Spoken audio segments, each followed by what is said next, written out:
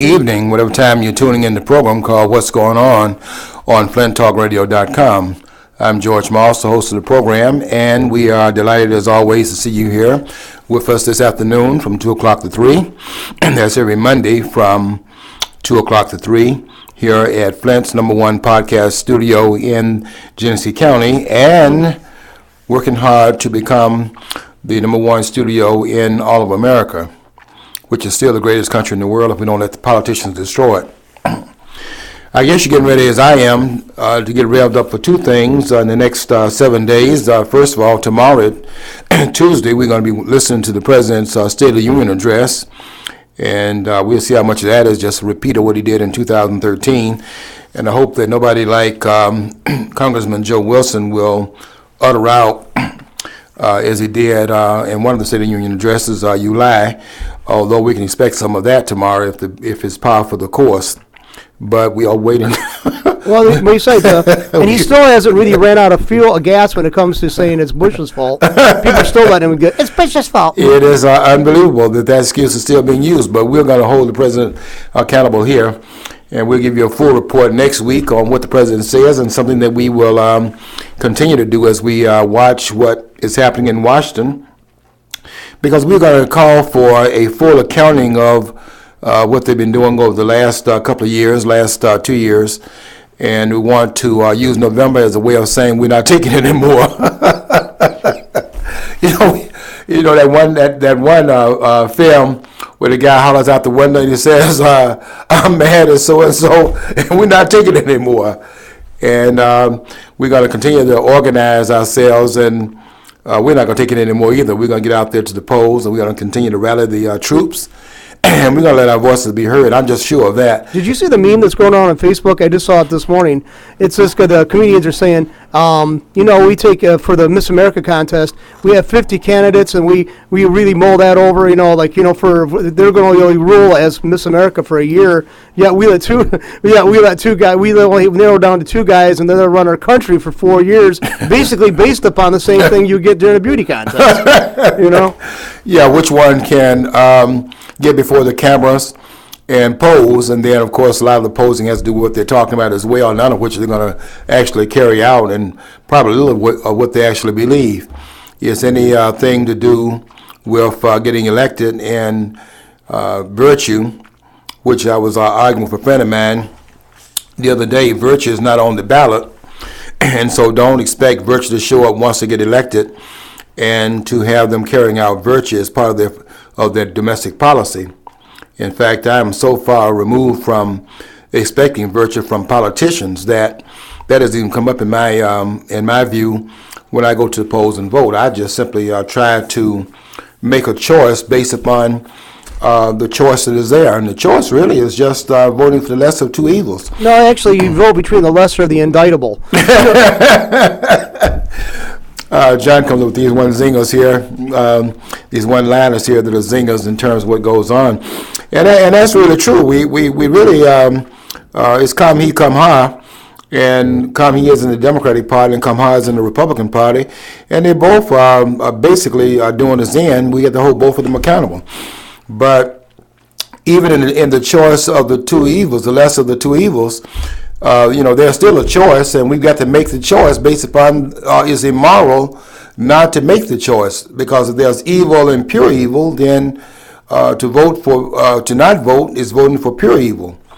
And we have to make the choice then to go for the lesser of the two and continue to work at refining it so that the lesser of the two continues to be better than it was last time, and so things are getting better, and eventually we'll have something a lot better than what we have right now. But if we don't participate, then we're going to get the worst of the two evils. And there is a choice to be made. But I am not against what I heard one of the radio hosts saying this weekend, and that is that we've got to build maybe a third front in the political process. And I'm not against that either. I think we have to have something that will enter into the political arena that has not arrived yet.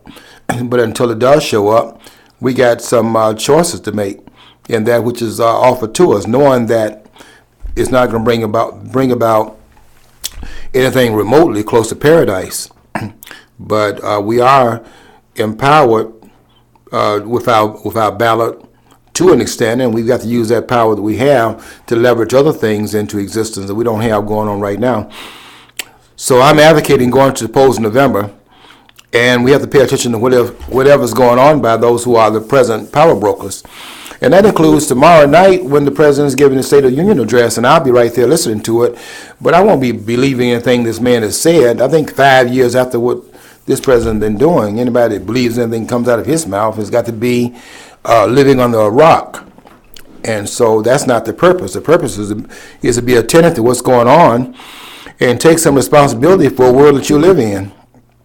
And no, it's not going to get better until those of us who are here to make it better, and that's all of us, we're here to do something. And we can't continue to put it in other people's hands. If you continue to do that, the question is, why did God give you hands? What are your hands for? And so we are going to have to, use our power, the limited power we have, to make a difference. And that's going to be incremental until we get to a place where we can have better politicians and better policies that are in place that will in fact further the country's future. We want to continue to work at that. We just can't throw our hands up in the air and forget about the fact that we have children to bring forward, and they have children. Those are our grandchildren, and then their children, our great grands, and just keep on adding to that. But we have something to do right now, so that tomorrow, for those persons that are coming after us, will have the kind of future that was handed to us. And we had some things that were handed to us because of the efforts of others. I'm going to be talking about some of it today because I came to the studio to continue the dialogue we had last week. Last Monday was the 85th. Well, we don't celebrate it on Dr. King's birthday, but it was if it occurred on Monday the 20th rather than the 15th, it would have been the 85th birthday of Dr. Martin Luther King, who was born January the 15th, 1929. And as you know, the third Monday of each January, we celebrate Dr. King's legacy, and we have been doing that ever since it became a nationalized holiday in 1986. And don't forget that was passed under President Reagan after it had been pushed for over the course of 15 years, which would have been 1983. And then 3 years later, they began the national celebration after taking 3 years to put things in motion. And in 1986, we had the first official holiday celebrating Dr. King's life. And we're going to talk about some of that today because I want to say a few things that will be part of what I'll be posting on Facebook this week. And what I posted today was the first of a 5-part series that will be talking about one of the things that has to do with the civil rights movement in a way, but my takeoff on it is Eric Holder. And I posted part 1 today, and I'll be posting for the next 4 days, parts 2 through 5, and I will end this series on Friday of this week. But the title of the series, well, at least the first posting of the series was titled that blacks ought to be upset with the racist nonsense of Eric Holder. And Holder's doing the same thing because Holder is a black redneck. He's doing the same thing that George Wallace and some of the other Southerners were doing in the South. And I made a point today, and I'll be making it here on the air as well, that nobody's ever made before, because as quiet as it's kept in terms of race, we have not yet understood the civil rights movement. We talk about it every year, but we haven't understood the civil rights movement. The civil rights movement wasn't trying to get all of the people in the South to get off of black people's necks, nor was it most of the people in the South who was in fact supporting the segregation and the other things that came along with those kinds of policies in the South. And I'm going to prove that. Not only did I think I proved the first part of it in the posting today, but I think I'm going to be able to prove that for the next 4 days with more and more proof as we go forward up until Friday to make the case. And no one has written about this, at least to my satisfaction and understanding, since we've been talking about this. And we've been talking about this ever since 1968, when the fallen Dr. King lay on that balcony at the Lorraine Hotel in Memphis, Tennessee, April 4th, 1968. And we have come 46 years beyond this point and have yet to understand what that movement was about, although we talk about it every year. We still don't understand it. And I want to make the point, and be the first one to make the point, that the civil rights movement did not only give franchise to blacks in the former Confederate states, but it also allowed for the moral voice of the white Southerners to come through, because the moral voice of the white Southerners was quieted by the segregationist practice of the politicians, which is where segregation really was being authored from. It wasn't the whole South. And if anybody thinks it was the whole South, I want you to go back and enable yourself to just listen to the voices of that movement, and listen to this. You can just do that by listening to the songs that they sang. One of them I quoted today on Facebook, which was Old Wallace. George Wallace was governor of Alabama at that time, and they said, "Old Wallace, you never can jail us all." And they were talking about the governor of Alabama. They weren't saying that to the general population in Alabama. They were saying it to the governor of Alabama. And when they confronted others, each time they were confronting them, they were confronting the people who were the politicians. This is basically what we have with Eric Holder. Eric Holder is the black Governor Wallace, and he's using race the same way. Well, let me qualify that. Not in the same way, but using race for political empowerment as was done in the South. But it's a little bit different how he's using it.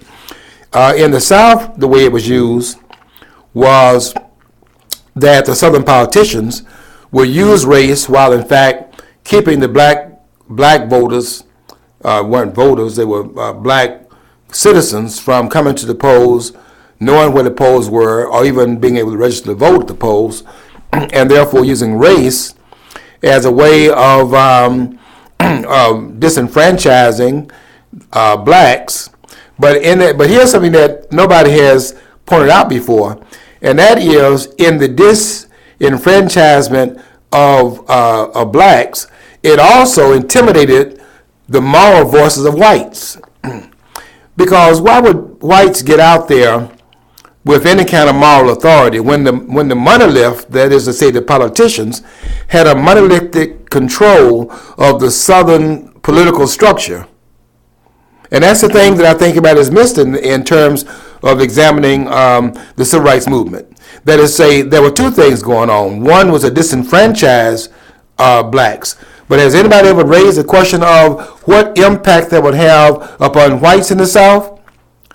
In other words, it's not just blacks' voices that's being quieted, but the moral authority in the South among the white voters was also being quieted, because the politicians had the lockdown on that moral voice as well. You know, it's like people don't understand the power of governance. Once somebody goes through the so-called legitimate process of becoming the voice, becoming the leader, then it seems like kicks in this kind of herd mentality that humans have to acquiesce to these people and surrender. And that's great to see. The people on the left, our friends on the left, to use a disparate. I mean, I'm being sarcastic when I say that. They understand that the power of the state is not always a beneficial thing. They always think it is. But if you look at history, it's always the power of the state behind the slaughters of millions of people within a country that's easily identifiable as a certain ethnic group, religious or whatever. It's always them giving them the urging. And not only that, if it was a person murdering another person, that's a murder. But when the state sanctions that, garners all the forces and takes the resources available at the power the state has to be good behind this movement, then it becomes beyond horrifying. Yeah, when the state gets in back of those kinds of policies, they not only going to be a force to be reckoned with by those who are being quote-unquote disenfranchised directly through the political order, but also there's a disenfranchisement going on by that particular force, also robbing the voice of those who are not politically disenfranchised, but are morally disenfranchised. And I think that is one of the things that has been missed. I'm really surprised when I think about it. I'm really surprised that no one has actually tapped into what was the civil rights movement liberating effects upon the whites in the South. In other words, I know we focus upon the Voting Rights Act of 1965 and the Civil Rights Act of 1964, but has anyone in all of this time, from that period, when the civil rights movement was in its heyday, the climax of the civil rights movement culminated really in the Voting Rights Act of 1965. Has anyone ever thought about, okay, fine, the enfranchisement occurred, but in terms of the spider's web of the politics of this country, when you shake one part of the spider's web, the entire web shakes. And when you shook the foundation of segregation in the South, which was the politicians in the South, then what were the effects on the other part and components of the Southern heritage, quote unquote? In other words, what were the ripple effects of the civil rights movement, not only in the black community, but also in the white community as well? And I have a reference to that, which I am beginning to understand more and more as time goes by, and that is the reference of the man, of the writer, the author who wrote this tremendous history of the civil rights movement, and that is the book called, the first volume was called Parting the Waters by Taylor Branch, and rightfully he got a Pulitzer Prize for the writing of this, what amounted to a trilogy of the civil rights movement. The first one was Parting the Waters from 1957. I really think it started in 1955 with the Rosa Parks ordeal. From 1955 to 1963, which will take you from Montgomery to the I Have a Dream speech that Dr. King gave on August 28, 1963. And then the second part was O Canaan, and then a third volume just recently came out. And Taylor Branch talks about how he would ask us, and really what got him involved in writing these volumes, by the way, was when he was a child, going to school. I think he said he was 13 years old, and he saw these fire hoses being turned on children being washed down the street, and seeing this brutality taking place. And he asked his dad, why was this going on? He's in Atlanta, by the way, at this time. And his dad said, well, this is wrong, but, we can't say anything about it because, and he gave him the reasons being the fact that there was all this power that was directed at what was going on in places like Birmingham, Alabama, and what had taken place in Montgomery, although you didn't see anything like what you saw in Birmingham, because there was no Bull Connor there's no Bull Connor in Montgomery. But there was a Bull Connor in Birmingham, but when the American people saw that, their response was to rise up in a moral voice, and they just could not believe what they were seeing. And once it was brought out into the open by the American people, seeing that, where it was no longer behind closed doors and was something that was residual, where you only saw it from a peripheral point of view, but not directly in terms of it coming into your living room every day on your 6:30 news report. And when people saw that, they were outraged. They could not believe people were being treated that way in this country. And they rose up. The American people rose up against it. And that's why you had the March on Washington. But has anybody talked about that when that movement was going on, it was shaking the foundation of the South? Why? Because it allowed two things to go on. One is the political empowerment of a group that had been disenfranchised, and it allowed for another kind of disenfranchisement to end, and that was the disenfranchisement of the moral voice of the white South, who didn't benefit from the fact that they had political segregation where there were people not allowed to vote. They weren't running for office. Those were the politicians running for office. And I will tell you another thing that we need to look at, and that is once there was an enfranchisement of the of the black vote in the South, the Klan stopped rioting. Excuse me. In other words, once the vote was in fact placed in the hands of those who had been denied the right to vote, the Klan wasn't rioting, and they weren't rioting because the legalization of white privilege, and when I say that in this sense, I'm talking here about the legalization of aggression toward the blacks who were disenfranchised. Once you stop that legalization of that aggression against that group, then the Klan that had been empowered to be which was the Klan being the military arm of the political establishment, that's what role they were actually playing. Once that was in fact ended, the Klan can't ride anymore in these communities because the cover that was now used, under which they were being used by the politicians, had been taken from them. And that is what I see Eric Holder doing right now. The only difference between what Eric Holder is doing and what they did was that the politicians in the South were using disenfranchisement as a way of maintaining political power for themselves, not for the rest of the South. And what Holder is doing is that he is using that which is used by the white politicians to bring about the political exercise of power on his part. He's claiming that he's coming behind these segregationists, and he's using race because he has to clean up what they actually did.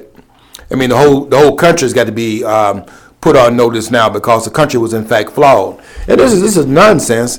And I'm going to call him on this, and of course do so as I always do without apology for the next 4 days. But you need to read the post we put up there today on the civil rights movement, because we don't have it yet. We really don't understand what that movement was about. And even the ones, and I said today on Facebook that even the ones that were involved in the movement were not clear about what it was that they were actually facing. Although they were involved in changing the racial paradigm, the political paradigm in the South, even they were not clear about it. When Stokely Carmichael called for black power in the South, for example, in 1966, while he was in Greenwood, Mississippi, and King had come in and had every night King would go to a hotel, and what Carmichael did was wait for King to leave, and when he left, he started calling for black power. Well, okay, he called for black power, but black power to do what? Well, we found out what the what was, and that what was what he did in Lowndes County, Alabama, when they set up the Black Panther Party in Lowndes County. And let's understand that the Black Panther Party wasn't founded in Oakland by Bobby Seale and Huey Newton. The Black Panther Party was founded in Lowndes County, Alabama, founded as a symbol of black power, because many of those blacks down there couldn't read and they hadn't finished high school and things of that sort, and so they put some symbol they could see as where they ought to place their ballot. And the black power was there because what they had unconsciously understood, in other words, is implicit in their understanding without being a conscious understanding, that they needed political power. Why? Because Wallace had political power. That's not an answer to the people out there who are not in politics. This is addressed to the people that's in politics. I didn't know the Black Panthers was started in Alabama. Oh yes, in Alabama. I always, every time I hear that, I'll register Oakland, Oakland, California. Yeah, and where that's, it seems to be the center of the activity. Mm-hmm. That and some of the centers like Chicago and stuff like that. But that'd be an interesting piece right there to even do a show on. Mm-hmm. Yeah, that's the understanding that most persons have, because when they see it in this more militant French, they see it out there in Oakland, California, but they don't see that there was a dynamic contact going back and forth, some dynamism going on behind the scenes between those in the South that were out there demonstrating with Dr. King, that are now pulling away and becoming more militant in that nonviolent civil rights part of the struggle. And the person in Oakland are writing to them because they are impressed with the youth that have taken the civil rights movement and put their own energies into it. That's coming out and through the group called SNCC, which was an offshoot of what Dr. King was doing. Well, it's very, very often not brought up amongst conservative circles, but Ronald Reagan, when he was governor of California, actually helped pass legislation against the prohibiting the public carrying of firearms, because the Black Panthers were known to carry them. And so, I mean, that's kind of a skeleton of the closet of the Republicans and also the conservatives against the gun rights, Second Amendment. They actually, the NRA went along with Ronald Reagan's desire at that point. Yeah. So, I mean, that's like, and I'm telling the truth because I belong to the NRA, but the Deacons of Defense and all these other organizations prove that you got to have some kind of, you could say and you can write your congressmen and senators, you got to have a way of protecting yourself because somebody's going to react violently when you try to assert yourself. Yeah, that's another part of that history, too, that's not well understood in terms of the Black Panthers who were using the Second Amendment to right to bear arms. They took their guns, the shotguns, into Sacramento, went into the legislature in California, and this was very, very intimidating to see these people with guns. They weren't loaded, but just the idea that they had guns and picked up the gun was very frightening. And of course, there was a response to it on the part of the establishment, which is, I mean, you have these guns. Those guns out there. These are not guns that's out there where you live in the community. These are guns out there in the legislative body. I mean, let's face it. They are for guns because they know that those guns can be used against them. They're not so much doing it because they're fearful of people using guns on each other. I mean, that's why they want our guns. I mean, they want them because they know we're going to eventually wake up in this country and find out where our liberty went. And when that happens, Katie barred the door if people are armed. Because we have revolution in this country through which people responded to tyranny. And that's where we're going. And they want those guns out of your hands right now. That's a lot of what that is about. But you're exactly right, John. When they had those blacks march into Sacramento, and they saw those guys with those Tams on and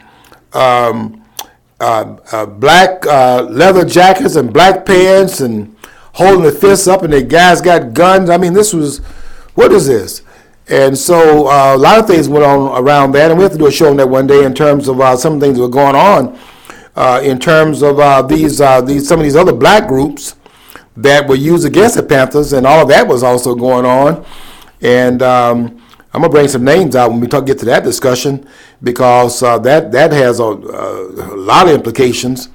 And some of you are going to be asking yourself questions about why are you celebrating Kwanzaa when you bring all these things in, because some of that is going to shock your attitude. I'll tell you a book you can, in the meantime, you can read before we get to that discussion sometime down the road, and we will get to it at some point. And that is a book written by Elaine Brown, who was, and this is not well known either, was one of the ones who took over the Black Panther Party for a period of time when Huey Newton ran out of the country because he had been involved in an altercation where he had killed this police officer named Officer Frey. And he fled the country, and he whispered in Elaine Brown's ear, take care of my party. And then she knew then he was getting ready to run. And he went, to a couple of places, Algeria, and things like that, and Cleaver went over there as well to Algeria, and eventually snuck into France. That's Cleaver, and they were, in exile because of the posture they had taken in the United States, and they were running out of the country because they were wanted on these charges. Because these guys had guns, and they were using them, and they were using them on they were using them to confront the police department, and we can't have that. Get those guns out of these guys' hands. What is this? These guys out here talking about picking up the gun. They ain't talking about picking up the gun in the neighborhood. They're talking about picking up the gun and going to Sacramento. And that's a problem. And you can read Elaine Brown's book called A Taste of Power, a very good book. And when I read that book, I'm kind of off what I want to talk about, but I do want to make this point while I'm on this discussion, and that is that when I read Elaine Brown's book, I was tempted to cut to the chase. Read the first chapter in his autobiographies where he start off with the present. Then he start off when they were children and I was a child, and I didn't want to read all that. I wanted to get to the part about when she's a Black Panther Party member. But I'm glad I read it, because if I had not read the whole book, I would miss something very fundamental, and that is Elaine Brown. The irony is Elaine Brown, who was a member of the Black Panther Party, her grandfather was, and let me see if this rings a bell, her grandfather was Emmett Scott. Her father was a Dr. Scott, but her grandfather was Emmett Scott. And Emmett Scott is was a secretary to Booker T. Washington. Now, that's not an irony. If that's not an irony, that Elaine Brown, the person who headed the Black Panther Party for a period of time, a woman was over the party, very few persons know that either, and that woman was the granddaughter of a person who many people call a black conservative, probably the most conservative black of any note that has been produced in the United States, more conservative in some ways than Clarence Thomas, although I think Clarence Thomas is an American hero. And I had one student walk out of my class when I said that one day in the classroom. I told him, you walk out, you're not coming back in here, because you don't know what you're talking about either. And he came back in and sat down. I said, you walk out that door, believe me, you won't walk back in here, because you're just another one of those parrots that have not read anything that Clarence Thomas wrote. But the Wizard of Tuskegee, I'm talking about Booker T. Washington. And for that to have been missed, I would have missed something very important, because of the irony of Emmett Scott, who was the right-hand man to Booker T. Washington, having a granddaughter that goes into the most militant group, probably, that this country has produced. And that's another part of the civil rights movement that we've got to talk about, and we don't understand that part of it either. But we certainly have to talk about the civil rights movement as it was, in fact, incubated in the former Confederate states. And we don't understand that, because the people that have been promoting that movement have no vested interest in having an understanding of it, because there are a lot of people out there that are taking advantage and gaining power through the lack of understanding of what this movement was really about, and particularly these race hustles like Jesse Jackson and Al Sharpton in particular. But the NAACP has gotten involved in it.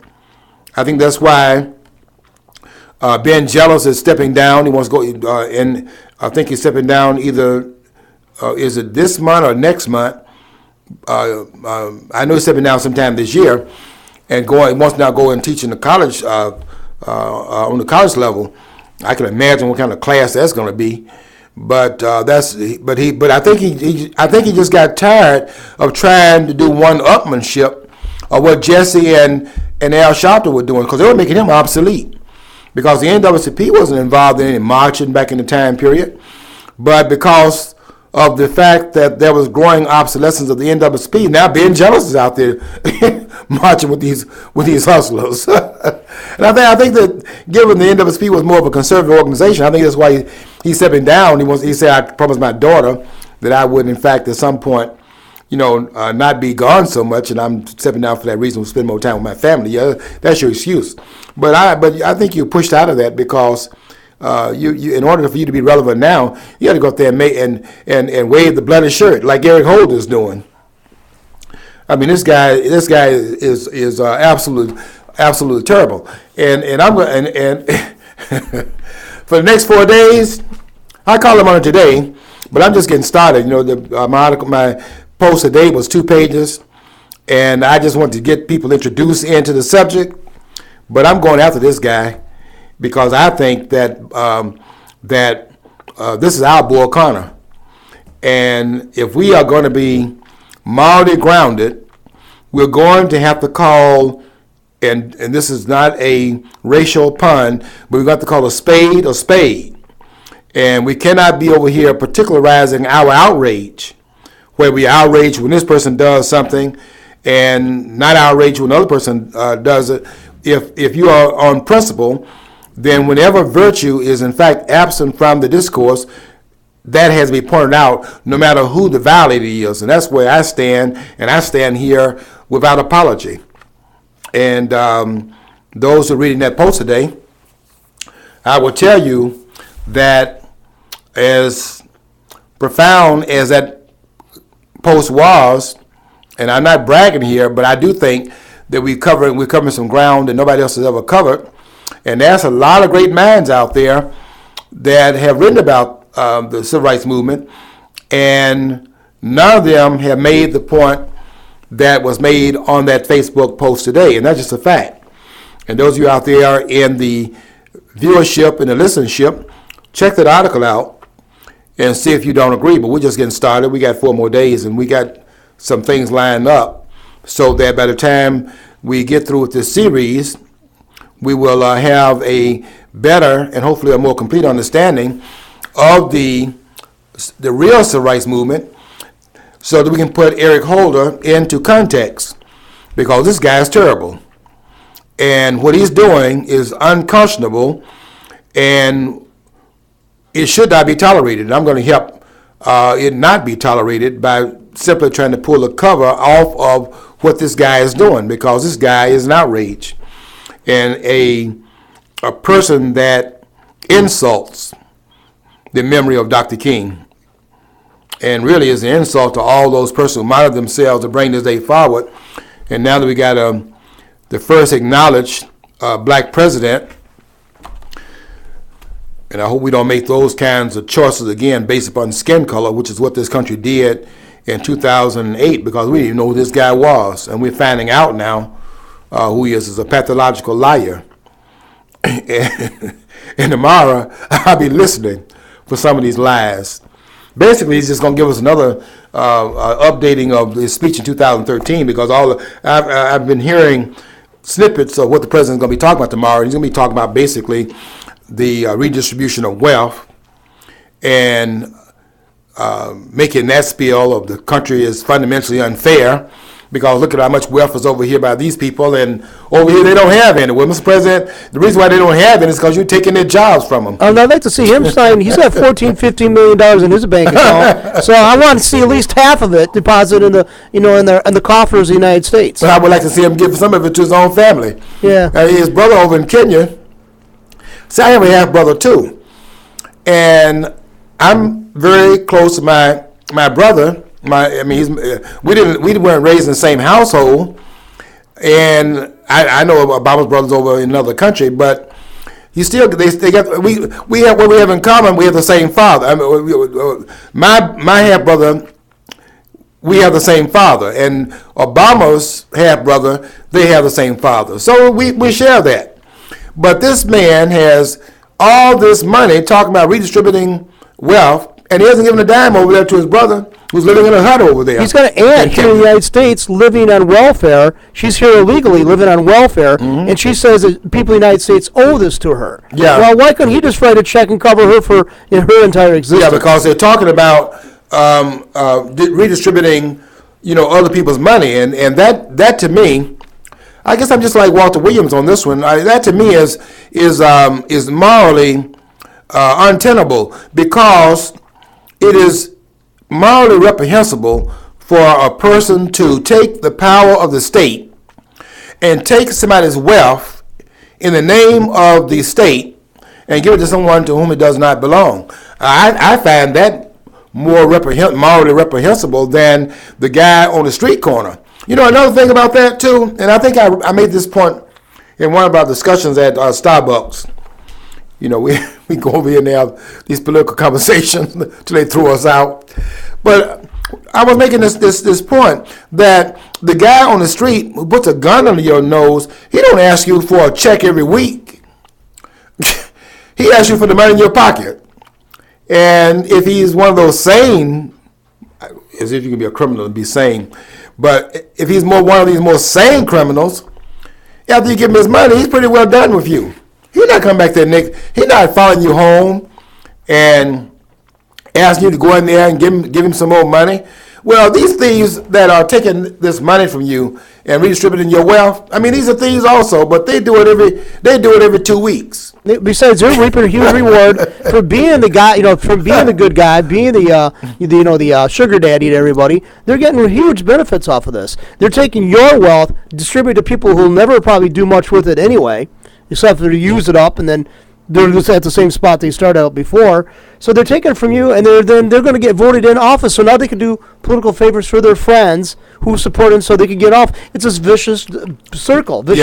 See, I see that as the umbrella under which all this takes place is the umbrella divide and conquer. Now, underneath that, there are some layers of how that is carried out, but all politicians use it in terms of the divide and conquer scheme because they don't have anything to offer as far as any solutions to any of the problems. When you think about it, there have been no problems resolved by politicians. They don't have any answers to anything, and most of them don't know what they're doing, and none of the ones in Washington, practically speaking, know anything about how to run a government. If they did, they wouldn't have a $17.3 trillion deficit to show for it. I mean, the question, what would this guy, Speaker of the House, what would John Boehner be doing if he were not in Congress, and if he were not Speaker, because if he's not in Congress, he wouldn't be Speaker of the House. So then let's say in November we boot him out of there. I don't think it's going to happen, but it wouldn't hurt my feelings. But we boot him out of there. Now he's talking about he's focused on jobs. Okay, fine. What job, can I ask this question, what job would Boehner have? What job would he create for himself if he was not on the public dime? I mean, he's up there getting a check because of the taxpayers. So he's going to create jobs he's focused on jobs. And whenever somebody says that to me, I heard him say that. Whenever somebody tells me they focus on jobs, my first response was, okay, fine. What does focus do in terms of creating jobs? Let's all right now, all of you out there in the listenership, let's all do a seance right now. And we're going to focus on jobs, okay? Close your eyes. If you have some family members, bring them around the table. And that's all. I'm going to hold hands with you. Hold hands with you viscerally. Now, how many more jobs have we created in our seance by our focus? If you said none, go to the front of the class because you're exactly right. And that's why there's nothing but a bunch of malarkey. These guys talking out of the side of their neck. If he said to me, I'm going to focus on jobs, and I'm going to go back to my factory that I have, and I'm going to see where we can cut some of the inefficiencies out of the business that I'm operating, and therefore free up more money, which will allow us then expand upon our capital investment, which will then create more opportunities for more workers to come in, and that will in fact create more jobs. I don't understand that. But when you tell me you're going to focus on jobs, you know what you just did? You just simply gave us another sound bite, which is what the politicians are good at. He didn't say anything in that comment. Because focus on jobs don't create jobs. Okay, well, if they really are so concentrated about, okay, they're talking about shovel-ready jobs for the construction, to rebuild infrastructure in the United States. Well, this is back when Obama first ran in 2008, re-mentioned again in his campaign in 2012. Why don't they do that then? Okay, why don't they actually start redoing our infrastructure, which is desperately needed, right? Mm-hmm. But they won't even do that. Because now they're concerned more about the two wars we got on, how we can pay more money to other countries, allowing thousands of people coming in to get work visas when we have a population that's unemployed. Yes. So how in the hell are they really genuine about start creating jobs when they're totally eager to give away jobs that could be created here to people who are not currently U.S. citizens? Yes. John, when they do things in the interest of the American people, it's because they stumble up on it. because that's not their intent. Their intent is to get reelected. And that's why, in terms of immigration, Republicans are sounding more and more every day like the Democrats, because they are now trying to usher in more votes in the party for the Republicans from the Hispanics whose vote they've lost because they're not Santa Claus. Now they want to become Santa Claus like the Democrats. And nobody's listening to the voice of the established citizens here. I mean, they're saying, oh, no, you're being racist or xenophobic if you don't care about these other people coming in, albeit illegally, here Yes. to this country. If you don't want them to care about them, then you're racist, xenophobic, and horrible people. Yeah. If you're concerned about your own existence, We're going to you're have horrible. to take those accusations, those sticks and stones, may break my bones, but names won't hurt me, and be willing to live with the accusations and be right on the issue, and not be silenced because of what people are calling us. That's one word they use a lot in terms of our race. If you object to this president destroying this country, all of a sudden you and Uncle Tom are you a racist. You can call me anything you want. And that's what other people ought to feel. You can call me anything you want, just don't call me late for supper. Those names, as long as you know who you are and what you're doing, names should not silence your voice. And these people that are making these accusations, they know what they're doing. They want to kill the conversation because they know they cannot defend what they're doing. Immigration reform, what is that anyway? Outside of, I'll tell you, if you want to reform immigration, let's reform immigration by not letting anyone come in here that's not gone through the legal procedures set out in our laws. They ain't talking about that. They're talking about the admitted, and these are the ones they admit to, is more than this, quite frankly. But if they told the American people how many person they're talking about, we would understand we should be outraged over, and people will be up in arms as a result of it. They're telling us 11 million people who are, in their words, they want them to come out of the shadows. John, are they in the shadows in the daytime? No, I mean, another thing is too. I don't understand this. Isn't the government supposed to be in place to do? We have established immigration laws now. Aren't they supposed to be the gatekeepers essentially? So they've already admitted they have this huge lax mentality towards enforcing that. But they want us to give them power to enforce healthcare over the rest of us. Oh, boy. Other stuff. Mm-hmm. Yet they've already not proven themselves in so many areas where they already have that power. Yes. Where they have that oversight. Where are they exercising any power that's to the benefit of the American people? You were making a point, John, before you started the program today, and it was a very profound point. I said I had not thought of it in that way, but the American taxpayers are dumped on so much. And one of which was what you were saying earlier about the fact that we are giving foreign aid to all these countries around the world. And you made the point that this is really a form of tribute that we're paying around the world. And let's be serious here, that the American taxpayers, you think that they're taxing you for redistribution purposes inside the country. Look at what's going on outside the country in terms of redistributing your wealth and giving it out to all these nations. How many of you voted on that when you went to the polls 2 years ago and voted for this Congress? And then I saw the poll just the other day that asked the question, and there were 13,000 respondents to it. It said, how many people believe that your congressman is working in your interests? And it was 93% of the people who said no. They didn't feel that way. 2.3%, I think it was, felt that they were being represented. I don't know what rock they're living under, but it's only 2.3% of those persons. Then the rest of the percentage, I think it must have been about 4 or 5% left over, who didn't know. So, it's like, I don't know what's going on. I just live here in the world. So tell me what's happening. But 93%. So the question comes out then, the question then comes to, how do you explain, with those percentages being so high, people saying they're not being represented, how do you explain 90-some-odd% of the people saying that and having these incumbents in power for 30 years? How do you explain that? The thing, the point is, too, I was talking to an advocate for the homeless and the needy just a couple days ago, and he brings up a point. If it's true, I got to check the facts. The amount of taxes that goes towards, these domestic programs, food stamps, and everything else, is only about, for the average person paying tax, like $30 a year.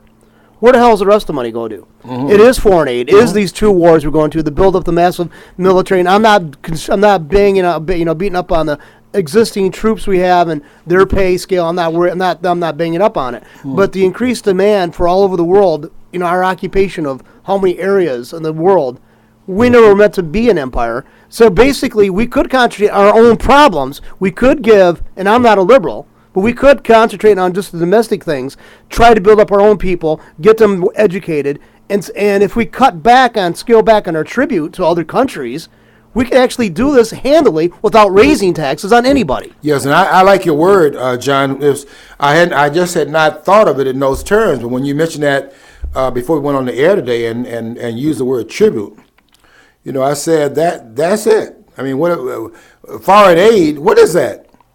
It's tribute to these nations, and so we are really America is acting like they are the slaves of the world, and I think that's another aspect of the contempt that politicians have for the taxpayers, where they take your money, seize your money, and they do with it what they will, without your permission, and we have got to speak to that in November, and we're working with some networks around the nation. Quite frankly, we are in so many different networks around the nation, and I hope, and Mitch McConnell, I hope we get you. We're working hard in Kentucky, and we're working. I think you know this though, because we are in that state, and when I say we, I'm talking about the Tea Party. I don't mind telling you that I'm not buying your Kool-Aid, that this is a group of nothing but racists who are trying to put black folks back on the plantation. And look here, the people trying to put black people back on the plantation is the Democratic Party, and that's who got them on the plantation. I'm not trying to return them. That's where they've been for the last, how many years would that be, from 1964? Because black people voted 80-some-odd% in 1964 for the Democrats, and they've been voting that way ever since. So they're already on the plantation. But they're not put there by the Tea Party. They're put there by the Democratic Party, and that's why the cities and all these urban areas look the way they look. And there's not one that looks any different than they look in these places that have gone bankrupt, like Detroit, for example, down the road here a piece. Or up the road here in another community, Saginaw, it doesn't look any different than it does in Flint. And they all have one thing in common. That's the Democratic Party running all these urban communities into the ground with their plantation politics. Yeah, they take your job and they cut you a check, but what does that mean? They take your job, which allows you to be independent of them, and then cut you a check because they made you a dependent slave upon the Democratic Party. And you have to do their bidding or your check is cut off. That's not independence, that's slavery. And we have to call it what it is, just no cotton fields. But we got to speak to this in November, and we're working around the country with a lot of networks, and we're going to be energized until November, because I am convinced from what I've been hearing and the contact we have. See, we're not putting everything on Facebook. A lot of it's going on in email, so back and forth. You'd be surprised if you knew what was going on. I think you'd be very happy with some things that are taking place. NSA might know though. They're could you imagine what kind of perverted people these really are? Oh yes, they enjoy their lifestyle of listening to everybody else's conversation, reading other people's emails. Yeah. If you're listening to NSA, I think you're sick individuals. Very sick. And I think you should go seek help, quit your job, seek help, and I think you'd be much better people for it. They definitely have a pathology. We used to call it peeping toms. We used to look at them as being perverts, because you're peeping in people's windows, trying to find out what they're doing, or listening in on the private conversations. Trying to listen to what they're saying. So when you have that from the power centers, and they're doing it throughout the United States on everybody, unlimited, what does that mean? If it's perverted for you to be peeping on people through their windows, and you call them peeping Tom. What is this about? And what'd you call those persons? I guess every peeping Tom out there, if you want to get away with which you get your jollies currently, go sign up with the NSA. They'll welcome you, and they'll give you like 50 to 100,000 a year for doing that job. Yes. John, how do you see Edward Snowden? Well, initially, if anybody wants to join these federal organizations like this, I think they're probably people who couldn't get a date during high school, which I could have fallen in that category because I couldn't have got a date either. But I mean, I didn't feel the need to try to overcompensate. But I think actually, I hate when people say he's a traitor. I mean, John Bolton, who I usually like, says he should be hanging. Snowden should be hanging from a tree. Okay, going through the official channels in this instance would have gotten nowhere. And another thing is, if he comes back here, what do you think his lifespan is going to be? Yeah, well, he said the government wants to kill him. Well, they will, because he's got, let's face it, he was a whistleblower. He's not an evil individual for bringing this up. These people should be stopped. There won't be, because let's face it, the congressmen, senators who are depending on to hold these damn hearings, they're not going to do anything. Yeah. They're not going to do anything with it. I'll tell you how I see Edward Snowden. I see him as a patriot. And I just simply look at the ones that he was, in fact, informing us on, and I look at them. They're not patriotic. And, I mean, there are no patriots in Washington. I mean, you could maybe call a couple of names out that are close to playing that role and things of that sort. I mean, Ron Paul left. He's a model of it. But let's look at the people that are up there. And maybe you can count 5, maybe 4 or 5. But the numbers are not large, and that's why Washington's doing what Washington's doing. But I look at Edward Snowden as a patriot because I see who he was, in fact, in opposition to. And when I look at those names on the other side, Eric Holder, your name is one of them. And I see you on the other side, you over the DOJ, the Department of Justice, and you're on the other side of that political coin. You're not a patriot. So he's over there opposing you. So what that make him not a patriot too? I mean, I find out who the enemies of the persons are. And if your enemies are, I mean, look, what's that guy's name that opposed Hitler? When the guy opposed Hitler, I forget the guy's name, but when he opposed Hitler, I know who this guy would be then because I knew who Hitler was. And I'm not saying that Holder is equivalent to Hitler. Don't get me wrong about that. I mean, he's a wannabe and couldn't get away with that. But I mean, and I'm not saying he would do that. But this guy's terrible. And when I see Snowden on the other side of these tyrants, and that's who Eric Holder is. He's a tyrant, no question about that. And I see somebody opposing him. You don't have to tell me too much about Snowden. I see who his opposition is, and I'm opposed to him. So, and I want that to be well known, because I've already been investigated by the IRS 2 years in a row. They thought they had me going back 5 years ago. They didn't know I overpay my taxes every year, because I know who these vultures are. And when they came at me 2 years in a row, one for $14,000, one for $11,000, they paid me $500 back more than what I gotten back for 1 year, and $400 back for the other year, because they didn't know that I knew that at some point they're gonna find out I'm out here and come after me. And when they did, they paid for it, and they're gonna pay again because I've done that every year until they change the laws so they can actually benefit off of it. Yeah, that's what's the case. Whenever they find they're losing too often, they just change the law. Yeah, they'll change it, and they'll also take away some of your exemptions. But I always kind of have it like $1,000 I didn't claim, or maybe somewhere around that. And it doesn't mean you get $1,000 back. You may get $500 back, but I try to make it so that if they do ask a question, number one, I'm not selling until we go to court. I don't sell. When they tell me to come down and we're going to listen, I ain't coming down. I ain't going down there. And so we go to court. And so I've been going to Detroit, because it's going to cost them more than it costs me, because you're going to pay me something, and I'm going to cost you going through the court system and using your legal scholars to extract the wealth and so on.